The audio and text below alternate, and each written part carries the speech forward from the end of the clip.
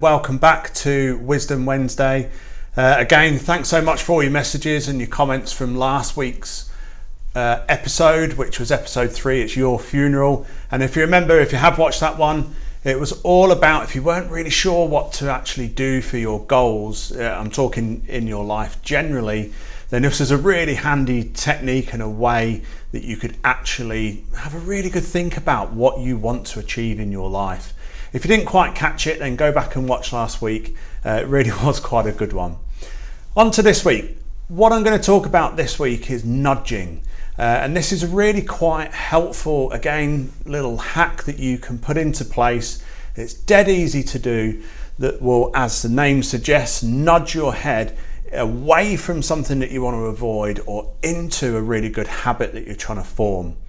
So what typically happens, guys, when we start something new, and this could be anything, it could be learning French, it could be doing that golf shot, it could be anything to do with health and fitness, losing weight or trying to change your nutrition. We typically start off really excited about it. We have a really high enthusiasm level towards what we're actually doing. And a couple of weeks in, we start to realize that we don't actually know as much as we thought, or we're trying golf and the shots are just whizzing absolutely everywhere and we don't really know what we're doing.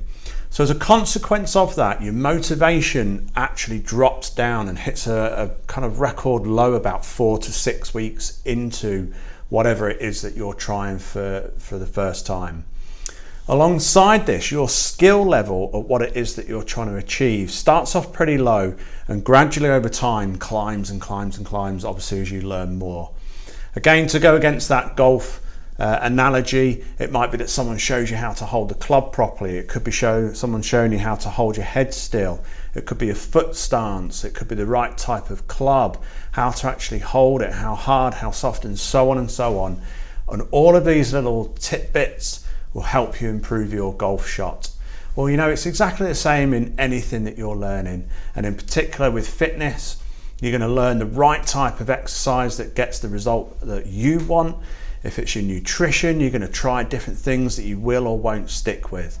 And along the way, we want to nudge ourselves through, in particular, that real low spot of your motivation, kind of 4 to 8 weeks-ish into when you're learning, and that's when most people give up.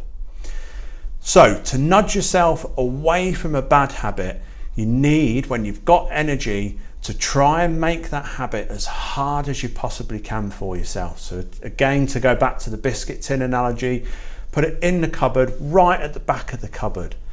If it's something you're trying to nudge towards, let's say you want to get up and have a workout in the morning, the night before, put your trainers out in front of you where you're going to literally trip over them.